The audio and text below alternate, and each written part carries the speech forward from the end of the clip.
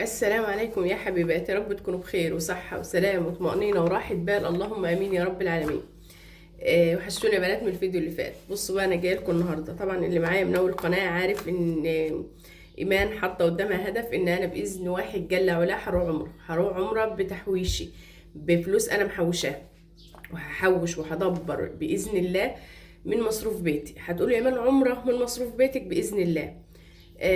وانا الحمد لله، والله يعني انا الحمد لله انا مصاريفي كتير، يعني عندي ولاد مدارس وعندي كليات وعندي 5 ولاد، ربنا يبارك لي فيهم يا رب. بس انا حطيت قدامي هدف وهمشي عليه. فقلت اشارككم اللي انا بعمله. ممكن اي واحده يكون قدامها هدف، ممكن واحده يكون عليها فلوس، ممكن واحده بتكون عايزه تجوز بنتها. في حاجات كتير، كل واحده تحط قدامها هدف يا بنات، ويلا مع بعض كلنا نحط قدامنا، كل واحد يحط قدامه هدف هو عايز يوصل له. وباذن الله باذن الله نشاركه مع بعض اللي احنا بنعمله، واللي عندها اي معلومه تقولها، بحيث ان احنا نعرف ندبر ونوفر. ايمان ما كانتش بتدبر وتوفر. انا كايمان كده، انا ما كنت عايشه اللي هو جوزي بيسيب لي مصروف بيتي كل يوم، وكنت بروح مثلا هجيب فرخه النهارده، اروح اجيب الفرخه على بعضها واطبخها واعملها. سمك، كنت بجيب السمك من بتاع السمك اللي جنبنا يجيبوا لي السمك مشوي. كنت يعني كيلو السمك كان بيقف عليه ب120 130 جنيه. وكنت بجيب السمك ونشوي وناكل، واللي يزيد ممكن يفضل تاني يوم، ممكن نحطه في الفريزر. فاهميني؟ ما كنتش نعرف حاجه اسمها تدبير او توفير. نفسي اروح عمره من زمان، لحد ما حسيت ان انا لا، ما انا ممكن اعمل. وعملت الحصاله معاكم، طبعا اللي متابعين معايا من اول القناه عارفين. عملت الحصاله يا بنات، والله والحمد لله بحط فيه اللي بوفره كله، بحطه فيه. حاسه ان ربنا كرمني، حاسه ربنا فاتح عليا. آه، حاسه ان انا بعمل يعني ربنا سبحان الله بيبارك، يعني انا ربنا مبارك لي، حاسه ربنا مبارك لي. وهقول لكم كمان على برضو شويه حاجات. انا باخد درس في الفقه والحاجات دي، يعني في حاجات قالت لنا عليها المعلمه، اللهم بارك. بحس ان انا البركه دخلت بيتي لما بعمل حاجه كده في بركه في البيت. فهقول لكم كل الحاجات دي، وهفضي قلبي بقى معاكم انتوا اخواتي، وانا حاسه ان انا عارفين. ما بتكلم مع اخواتي، لما يعني مش عايزه اطول معاكم في الكلام، بس انا هقول لكم على النظام اللي انا مشيت عليه.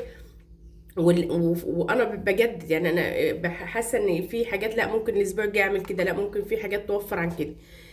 بصوا يا بنات، انا اول حاجه كده انا عامله بقى، عامله نظام التوفير بتاعي، نظام 15 يوم. طب ما عملتش الشهر اللي ايمان، لان انا اصلا كان يومي يوم بيوم. جيت ضغطت نفسي، وجيت على نفسي وعملت نظام ال 15 يوم. بنزل اجيب خضاري، وبجيب لحمتي، وبجيب سمكي 15 يوم على بعض. مع ان انا في منطقه كلها ممكن اجيب حاجتي كل يوم، بس كل يوم ما كانش فيه بركه. يعني انا الحاجه اللي كنت ماشيه بيها كل يوم، والله العظيم يا بنات ما كان فيها بركه. انا ما كنتش بنزل السوق قد كده.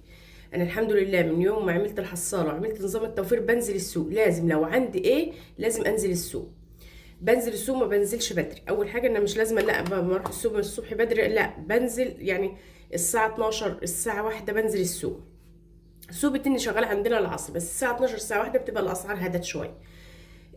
الخزين انا طبعا مخزنه طماطم من رمضان، مخزناها معاكم الحمد لله. لسه شغاله بيها. فخلي لما تبقى الحاجه رخيصه، الخضار رخيص في السوق، خزني على قد ما تقدر. بروح يا بنات اجيب خضاري. طبعا الخضار بتاعي بجيب خضار 15 يوم، بجيب لحمتي بتاعت 15 يوم، بجيب سمكي 15 يوم. ما عدتش بجيب سمك من بتاع محل السمك اللي جنبي خالص، غير اذا بقى كان عندي ظروف طارئه. وحط بند اللي عايز يوفر يا بنات، بيحط نظام يمشي عليه. ما تخلفهوش مهما حصل، ما اخلفش النظام ده. ليه يا امان؟ لان انا لو خلفته يبقى انا كده بخلف اللي هو الحاجه اللي انا هوفرها، ممكن اطيرها في يوم. يعني فاهميني؟ يعني ممكن اوفر طول الاسبوع، اخلف نظام اطيره في يوم. هاتي خضارك كل 15 يوم، خضاري كل 15 يوم تلاجتي الحمد لله كويسه، اجيب خضاري كل 15 يوم. لو الطماطم بتبوظ عندك خزنيه، يعني خزني طماطم من 15 يوم. وهاتي 2 كيلو للسلطه يكونوا جامدين، او فاهميني السلطات والحاجات دي. بجيب الفراخ، كنت بجيب الفرخه زي ما قلت لكم، كنت بجيبها اقطعها على بعضها، والله العظيم والله العظيم ما فرقت، والحمد لله ربنا مبارك. يعني انا بجيب الفرختين على بعض، مثلا الفرختين دولت بقطعهم 3 اكلات 4 اكلات حسب ظروف، حسب انتوا اسرتكم قد ايه. يعني انت قطعي لحمتك حسب اسرتكم. الورك بعمله على 2، الصدر ناحيه الصدر بعملها دي ناحيه 2 ودي 2. يعني الفرخه بتقطع معايا مثلا 1 2 3 4 8 قطع. ده على اساس ان انا مثلا بس بجيب الفرخه ماسكه نفسها شويه، ما اروحش مثلا اجيب فرخه كيلو ونص واقول هقطعها على 8 قطع، لا. يعني انا بجيب الفرخه 2 وربع، يعني 2 وربع 2 ونص. بجيب كام فرخه؟ بجيب الفرختين في ال 15 يوم يكفوني. طيب بتجيبي ايه؟ احنا زي ما قلت لكم احنا 7 افراد، واتنين يعني 2 بياكلوا بره، يبقى احنا 5. طيب بجيب بقى يا بنات اللحمه. الاسبوع الاولاني اول 15 يوم انا جبت لحمه مفرومه وعملتها ما شاء الله. يعني الربع اللحمه هيعمل معاكي صينيه مكرونه بشاميل. طبعا بتزودي بصل، بتزودي جزر، زودي حاجات، والله العظيم كله خضار وكله حاجات حلوه وبتنفع يعني. يبقى بجيب اللحمه وبفرمها بعصقها كلها، يعني بجيب اللحمه المفرومه بعصقها كلها وبزودها بقى بصل، زودها جزر. يعني في ناس بتزود حاجات كتير، يعني برغل حاجات من دي، وكله والله ما بيباع. هعمل مثلا صينيه مكرونه بشاميل، باخد ربع. ممكن اعمل زي ما قلت لكم اكله الكوسه، باخد معلقتين لحمه مفرومه بحطهم على الكوسه، اقسم بالله بتبقى طعمها مالي حل. يعني 3 معالق كده بخلوا بودلك الكوسه في حته تانية مع شويه رز، وما شاء الله اللهم بارك. السمك انا ما بعدش بجيب السمكه اللي هي السمكه الكبيره دي، لا والله. مع ان الدكتوره زي ما قلت لكم، انا قلت لكم قبل كده، الدكتوره قالت لي السمك اللي هو الصغير افيد بكتير من السمك اللي هو الكبير. بروح مثلا اجيب لي كيلو السمك الصغير، الكيلو ونص ب50 جنيه. اروح اجيب لي مثلا 3 كيلو هيكفوني الاسبوعين، كيلو ونص في اول الاسبوع ده، وكيلو ونص في اول الاسبوع ده، يبقى ال3 كيلو كفوني. 3 كيلو سمك هيكفوني اسبوعين بكام؟ ب100 جنيه. هاتي معاهم، هتجيبي معاهم ايه تاني؟ من مثلا هاتي مع السمك. طبعا انت مش هتجيبي مثلا هتاكلي اكل سمك المره الاسبوع ده واكل سمك الاسبوع ده، لا. هاتي مثلا كيلو اللي هو مثلا السمكة ال4 سمكات كيلو، ال5 سمكات كيلو وربع، فاهمني؟ في السوق الكيلو مثلا ب70 جنيه وب75 وب80. طب يبقى انا وفرت اهو، وفرت في بند السمك. شوفي انت ما توفري في بند السمك بس هتوفري قد ايه، غير ما انت تروحي تجيبي من المحل بكذا، وفاهميني؟ يعني انا وفرت مثلا قولي 200 جنيه وفرتهم في السمك بس، ان انا هجيب 3 اكلات سمك بكذا، وانا شوفي وفرت قد ايه. طيب انت يا مان هتاكلي ازاي مثلا؟ هتمشيها ازاي؟ انا ماشيها بنات، بجيب عاملاها 15 يوم. ال 15 يوم دول 8 مثلا فيهم لحوم وسمك، و7 فيهم نواشف مش نواشف، طبيخ ورز او صينيه بدنجان او بامي، انا مخزنه مثلا بامي او عدس. او بصوا، الطبيخ كتير، اطبخي. مفيش حاجه اسمها احنا زمان طول عمرنا كنا بنطبخ وكنا بناكل الطبيخ. انا قلت لكم زمان يا بنات، انا كنت باكل مره واحده سمك في الاسبوع ومره واحده لحم. والله العظيم كنا بناكله زمان ايام العيله وانا بنته، كنا بناكل مره واحده سمك ومره واحده، وكان الحمد لله نعمه وفضل من عند ربنا. كان الاكل بيبقى له طعم، والله العظيم كان بيبقى له طعم. فليه ما نمشيهاش كده مثلا يوم كده ويوم كده؟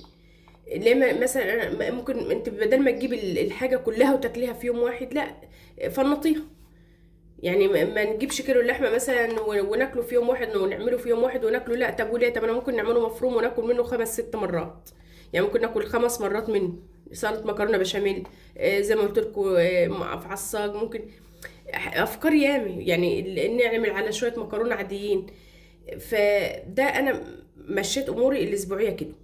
طيب انا اساسيات عندي بجيبها كل اول شهر. الرز، بجيب الزيت طبعا، السكر بيجيلك من التموين، والرز بجيبه كل اول شهر. ممكن الشكاره بتكفيني شهرين، وممكن تكفيني يعني شهر ونص، في الحدود دي. بجيب الشكاره على بعضها. الملح برضو بجيبه على بعضه. يبقى بجيب اساسياتي كلها، اللي هو المكرونه الشعريه، لسان العصفور، ده كله. هاتي فرط في حاجات فرط بتبقى جميل، يعني بيبقى طعم بيبقى حلو والله العظيم، واحسن من الكياس. هاتي بقى انت كل اول شهر كده، هاتي اساسياتك دي. المنظفات يا بنات، بند المنظفات ده انا مش عايزه اتكلم فيه، انا لسه بادئه فيه، وعملت التركيبه معاكم في من كام فيديو فات يعني. وجبت برسيل اللي هو اللي انا بجيبه ده، وجبت فرط برسيل فرط، وحطيت عليه شويه مش عارف الحاجات اللي هي ملح ليمون وكربونات وحاجات من دي. والله اللهم بارك، حاجه الهدوم بتنضف تطلع زي الفل. وحطيتهم في علبه، وده بند المنظفات عندي كده. كل شهر او كل 15 يوم اعملي لي المنظفات، بند المنظفات ده، بند الاريال او البرسيم. هاتي من الساب ولخبطي ده على ده، هيبقى زي الفل. الحاجات اللي هي اللي بتنظف والحاجات دي، انا كنت بجيب المناديل بتاعه الدهون، ما شاء الله اللهم بارك عليها، والله انا جايباها من قبل رمضان. علبه ب 80 جنيه، اللهم بارك. او يعني هي ب 55 يا ب 80 يا بنات، والله ما فاكره، بس انا جايباها من قبل رمضان، لسه عندي لحد دلوقتي بمسح بيه. او اجيب ملح ليمون على كربونات وعلى شويه خل على شويه مش وبنضف بيهم. مش لازم بقى اروح اجيب الحاجات اللي هي الغاليه ديت وامسح واعمل وكله كله بيرجع في الاخر انه والله العظيم كل حاجه زي بعضها، كله بينضف. يعني أنا البوتاجاز بدل ما اجيب ملمع ازاز، وكنت بمسح الاول بملمع ازاز البوتاجاز، لا، بجيب بعد ما بخلص بجيب نقطتين خل وبمسح بيهم البوتاجاز ويبقى زي الفل. فمشي دنيتك ومشي امورك. يعني الدنيا بتمشي وكل حاجه بتمشي. بند اللي بطير الاكل يا بنات بقى بند الفطار والعشاء. طب انت يا بنات اتكلمت كل كلامك عن الغد. انا طول عمري يا بنات، من اول ما من قبل ما ابدا التوفير، او من قبل اي حاجه، انا من النوع اللي مش هقف اعمل عشاء على رجلي، وهنقف نعمل غدا على رجلي، وهنقف نعمل فطار على رجلي. اول حاجه ان انا مثلا هجيب بند الفطار، هعمل مثلا عسل ومربى وحلاوه وجبنه وبيض طب ما هو ده عايز له ميزانيه لوحده يا بنات. لا، انا الفطار او العشاء انا ماشيه. بجيب لي مثلا كل ما يخلص عندي الدقيق، بجيب لي 2 كيلو دقيق، مع شويه سمنه قد كده، مع شويه لبن رايب، او بجيب اللبن اعمله رايب واخد منه القشطه مثلا، اعملها اكله في يوم، واعجن معجنات. ما فيش لبن والله العظيم، لو بشويه ميه وشويه زيت، او شويه ميه بس، وبتعملي شويه معجنات. بتجيبي مثلا ربع جبنه من اللي هي اللي بتجيبيها من الملبنه دي، بجيب ربع جبنه وبحط عليه شويه سمسم، شويه حبه البركه، شويه مش عارف ايه، وبهرسهم كده على بعضهم، واعمل لي شويه معجنات. اصحى الصبح ابني ياخد القرصه مع كوبايه لبن، او كوبايه شاي على لبن، او كوبايه شاي بس، والحمد لله. عشان ممكن من ده، او ممكن سندوتش اي حاجه، سندوتش بطاطس محمره. بعمل الميني بيتزا ديت، بعملها على بعضها، امسك شويه بطاطس مهروسه، شويه بطاطس وهرسهم، واحط عليهم شويه كزبره خضراء، واحط عليهم شويه سمسم برضو، شويه مش عارفه ايه، والخبط عليهم شويه مشكل جبن كده، اللي هي المشكل الجبن دي، الخبطها بس لخبطه بسيطه عليهم كده، مش بحط على الوش. والله العظيم بتبقى تحفه. واعمل منها ميني بيتزا كده، اعمل لي كيلو مثلا يكفيني اسبوع. اطلع يسخن في الفرن، يسخن في الميكروويف، ومع كوبايه شاي بناكل الحمد لله. انما انا عشان اعمل اقف على رجلي واعمل اكل فطار، واعمل اكل غدا، واعمل اكل عشاء، انا يبقى كده العشاء والفطار عايزين لهم ميزانيه لوحده. فليه ما هو الوجبه احنا مش عايشين عشان ناكل يا جماعه، والله ما احنا عايشين عشان ناكل. العيشه مش انك تاكلي.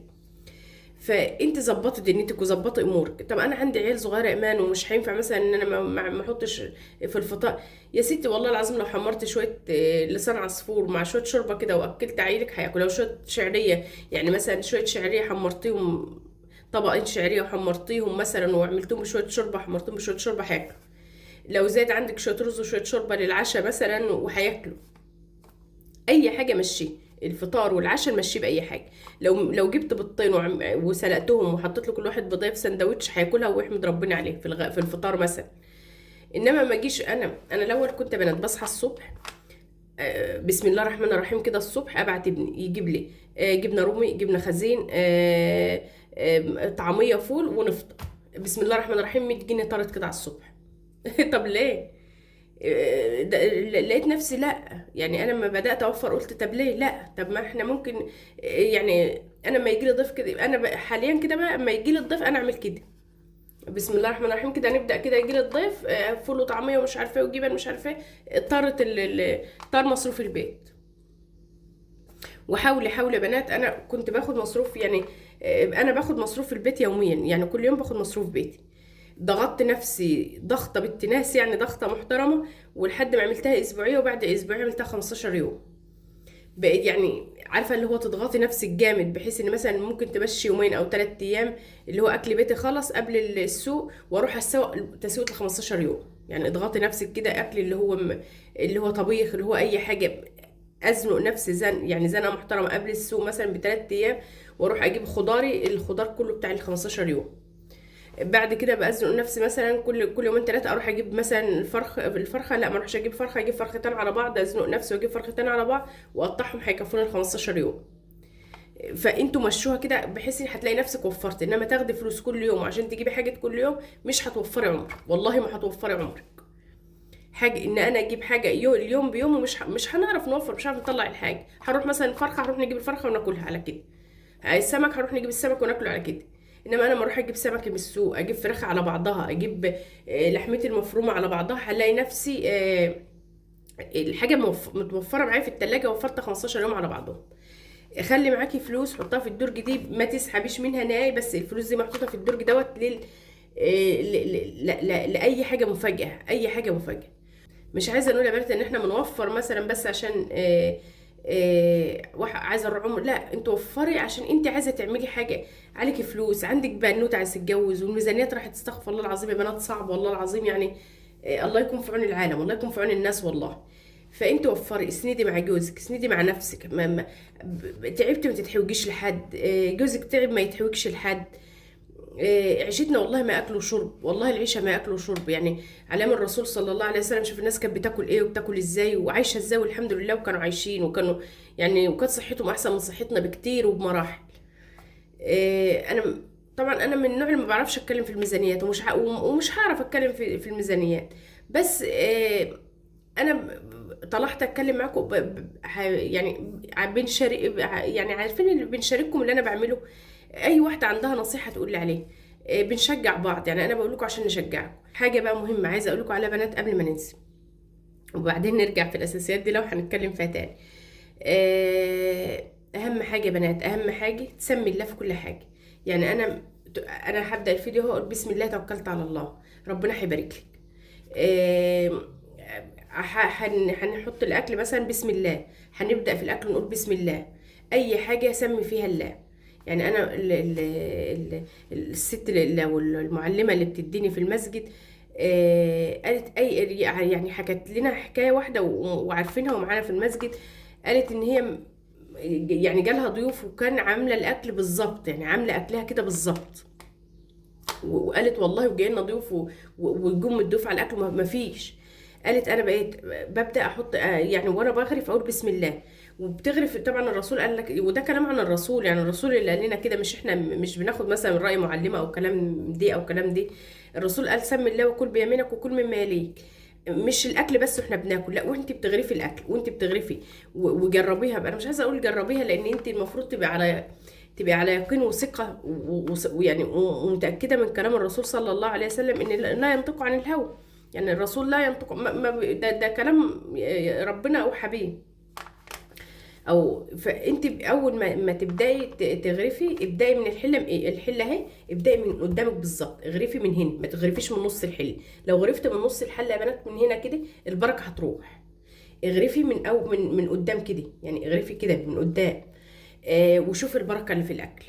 وانت بتحط الاكل لاولادك سمي الله، وانت بتقطعي الفراخ سمي الله، وانت بتصب لهم الميه يشربوا سمي الله، وانت بتقطعي العيش سمي الله.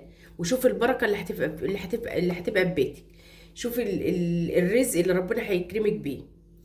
هتقولي لي يا ايمان لا ده انت، طب مش عايزه اقول جربوا، بس انا عايزاكم تبقوا رايحين كده على يقين تام ان ده اللي هيحصل. عايزاكم بس الاسبوع ده او ال 15 يوم دول اعملوا يعني زي ما قلت لكم كده، اللي هو نظام الاكل ونظام التوفير ونظام الحاجه دي. وانت بتعملي ده كله سمي الله في كل حاجه، سمي الله في اي حاجه. سمي الله وانت طالعه بسم الله توكلت على الله، وانت داخله سمي الله، وانت بتغرفي سمي الله، وانت بتشربي سمي، كل حاجه سمي فيها يعني اذكري فيها اسم الله. فاحنا خلاص كده، دي هتبقى الحاجه الاساسيه معانا يعني الحاجه الاساسيه والحاجه الرئيسيه معانا، اللي احنا ان شاء الله باذن الله هنتبعها واحنا بنوفر. طبعا الاذكار والحاجات دي كلها بركه والله من عند ربنا، ورزق من عند ربنا، وربنا يا رب يوسع رزقنا جميعا. طبعا انا مش عايزه اطول عليكم، بس انا حبيت اطلع بالفيديو. طبعا حبيت اطلع بالفيديو ده عشان يعني لما اخش بند التوفير او حاجه، هتقولي يا امان فاهميني، انا مش عارفه اتظبط كلامي، بس انا فاتحه قلبي ليكوا، انا اختكم يعني. انا حاسه ان انا بكلم اخواتي، واي واحده عندها نصيحه تقول لي عليها. انا بجد بنات بجد نفسي نطلع عمره، وبجد بجد حاسه ان انا هنطلع، حاسه ربنا هيكرمني وهيكرمني من مصروف بيتي قبل ولادي ما يكبروا، اللي عايزه تتجوز. انا بناتي يعني بنتي الكبيره في تانية كليه، بس هي كليتها 5 سنين 6 سنين يعني. الستة دي بتبقى الامتياز، بس هي كليتها مش هجوزها بإذن الله غير لما تخلص. نفسي اروح عمره، وولادي لسه ما دخلتش في مرحلة ان انا هحوش ونعمل. وان شاء الله باذن الله اول ما هروح عمره، وبعد ما اروح عمره هتني شغاله في نظام التوفير والتدبير. ادبر لبناتي، ادبر ان انا بعد الشر لو اي حاجه حصلت، ان انا في حاجه. طبعا السند الاول والاخير ربنا، بس في حاجه ان انا ما مدش ايدي لحد، ما تحوكش لحد. انا انت ممكن تكوني مش عاوزه تروحي عمره، عاوزه عندك اولويات تانية، لان كل واحد عنده اولوياته يعني. في اولويات عندك تانية، اعملي ليه، حطها قدامك كده. انا عايزاك احط ده قدامك، حط قدامي انا نفسي اعمل كذا وهنعمله ان شاء الله، والله العظيم ربنا هيكرمك. إيه، بس اهم حاجه النظام اللي انت ماشيه عليه ما تخربهوش. الاكل يتحط ولادي بتغضبوا على الاكل، لا هو ده الاكل اللي ربنا الحمد لله احنا ربنا اكرمنا بكده وقادرين ناكل كده، هناكل كده. بصوا اللي مش لاقي، يعني في ناس مش لاقي. إيه، احنا دلوقتي بندبر وعارفين ندبر، والحمد لله معانا القرش عشان ونعرف نشيل حاجه للزمن اللي احنا فيه ده، احسن ما يجي علينا الزمن ونبقى ده اكلنا ومضطرين ان احنا ناكل ده يعني، او اقل من ده. فانت دلوقتي في ايدك ان انا ناكل، والحمد لله بناكل، مش حارمه نفسي يعني. انا بشوف ميزانيات يعني اقل من كده بكتير، وانا والله الحمد لله يعني. بس انا عايزه وباذن الله في قدام هنيجي لا عن كده شويه، لا بدل لا يعني. انا الاسبوع اللي فات جبت كيلو لحمه عملته على طبختين، قطعته على طبيخ. لا انا همشي بالمفروم. ماله المفروم؟ أنا المفروم بيعمل لي 5 اكلات او 4 اكلات يعني. الكيلو المفروم، كيلو اللحمه المفرومه بيعمل لي 5 اكلات او 4 اكلات فيهم اللحم. مش لازم كل الاكل يبقى فيه لحم. إيه، عارفه انت ممكن تمشي يومك النهارده هعمل شويه مكرونه، واعمل جنبهم شويه بطاطس واعمل طماطم سلطه وشويه مخلل، وهيعدي يوم. هيعدي ولا مش هيعدي؟ والله العظيم يا بنات كل حاجه بتعدي، واليوم بيعدي. مليتي بطنك لحمه بتعدي، مليتي بطنك سمك بتعدي، مليتي بطنك فاصوليا ولوبيا بتعدي، كل حاجه بتعدي يعني، كله بيعدي سبحان الله يا رب، واليوم بيعدي. ما احرمش ولادي برضه. انا مش عايزه اخش في منطقه ان انا احرم ولادي، لا ما تحرميش ولادي. بس العيل يعني كل يا ما كل شويه بتبقى اكله وكل وخلاص. بس اهم حاجه اللي هو اعملوا له عارفه انت لو عملت له جبت له العيش السوري ده وعملت لك صدر فرخه وشوحتيه ومش عارفه عملت له سندوتش، يا سلام، احسن ما تروحي تشتري عيش الرغيف. عيش السوري بكام من بره يعني. انا بجيب ال 25 رغيف مثلا على بعضهم، الراجل بدهم للجمله ما شاء الله اللهم بارك، بيقعدوا عندي في الفريزر فتره. ففي حاجات ياما احنا بنضيع فيها فلوس يعني. والله ساعات النفر يعني. انا الاول ابني ماما انا مش عاجبني ماما، انا عايز مش عايز مثلا ناكل، انا عايز سندوتش. خد يا محمد 35 جنيه 40 جنيه روح يجيب له سندوتش. طب ده مش حرام؟ حرام والله. لا انا خلاص مصمم على السندوتش، بقوم اطلع له بطاطستين احمرهم، وعندي شويه نشا واعمل له شويه التوميه ديت واعمله له، وعندي العيش السوري في الفريزر اعمله له زي بره ولا مش زي، وانضف من بره. اقسم بالله بنات انا عندي يعني مش عايزه اقطع على حد، بس انا بشوف المنظر يعني. انا لا حول ولا قوه الا بالله، بشوف المنظر والله بزعل. بشوف منظر الفراخ وهي مرميه وبشوف منظر البطاطس وهي مرميه انا نفسيتي بتزعل. بشوفهم في السوبر ماركت، مش في المطبخ بتاع المحلات المطاعم الكبيره دي. ما ان انا بشوف المنظر، ما هو عندي تحت يعني مأجرين، بس بشوف المنظر والله نفسيتي بتزعل. وغير الفليتو والكفراسول والحاجات اللي برشوها وهم شغالين كده، والله يا بنات يعني الحمد لله الله المستعان. فعلى قد ما تقدري ما تخليش عليك يشتروا حاجات من بره، اعملي كده وربنا يعيننا يا رب. انا حاسه ان انا ما قلتش كل اللي عندي يعني. عارفين حاسه ان انا عايزه اتكلم معاكم كتير، بس مش مجمعه ومش عارفه، لان انا من النوع اللي انا برتبك شويه وانا بتكلم. انا قلت اتكلم معاكم كده مباشر. يا رب كلامي يوصل لكم يا رب. عيلتي تكبر بيكم، ويا رب كده عارفين نروح صحبة ان شاء الله بإذن الله كلنا، يا رب يا رب نكونوا صحبة كلنا، ونروح كده نعمل عمرة او حج. انا نفسي في حج بس، وان شاء الله يعني سبحان الله مفيش حاجة بعيد عن ربنا. ويا رب ما اكونش طولت عليكم، واللي عندها اي معلومة اي حاجة تفيدني بيها ان انا آه، اوفر واعمل توفير تقولي. و... وكده هتوحشوني فيديو من هنا الفيديو الجاي. وما تنسوش اختكم بلايك يا بنات، ومع السلامة.